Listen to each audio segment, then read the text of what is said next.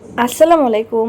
আজকে পুরো ৫ বছর পরে সুইস রোল কেক বানাবো। এই যে ডিমের মেরাংটা তৈরি করার পর এর ভিতরে সমস্ত শুকনা ইনগ্রেডিয়েন্টস ভালো মতো মিক্স করে আমি মোল্ডে নিয়ে নিলাম। এখানে আমি ৯ ইঞ্চির মোল্ড নিয়েছি। তারপর এটাকে বেক করতে দিয়ে দিলাম ২৫ মিনিটের জন্য।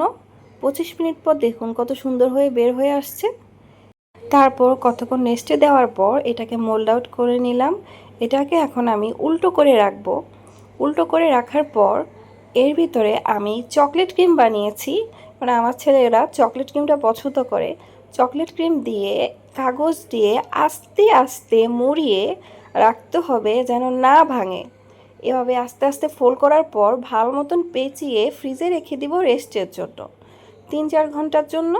তারপর ফ্রিজ থেকে বের করে এভাবে আস্তে আস্তে কাগজটা খুলে আপনারা চাইলে এভাবেও কেটে খেয়ে ফেলতে পারেন, কিন্তু আমার ছেলেরা উপরে চকলেট আর ক্রিম দিলে একটু বেশি খুশি হবে, সেজন্য আমি কিছুটা ক্রিম দিয়ে এর উপরে চকলেট গানাশ দিয়ে দিয়েছি, যেটা খেতে আমার ছোট ছেলে অনেক পছন্দ করে। ও কেকের থেকেও ক্রিম আর চকলেটটা অনেক বেশি পছন্দ করে।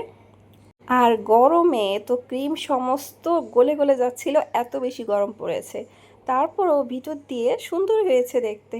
আমার ছোট ছেলে তো দেখে অনেক খুশি। একটু ভিন্ন টাইপের জিনিস ওকে দিলাম।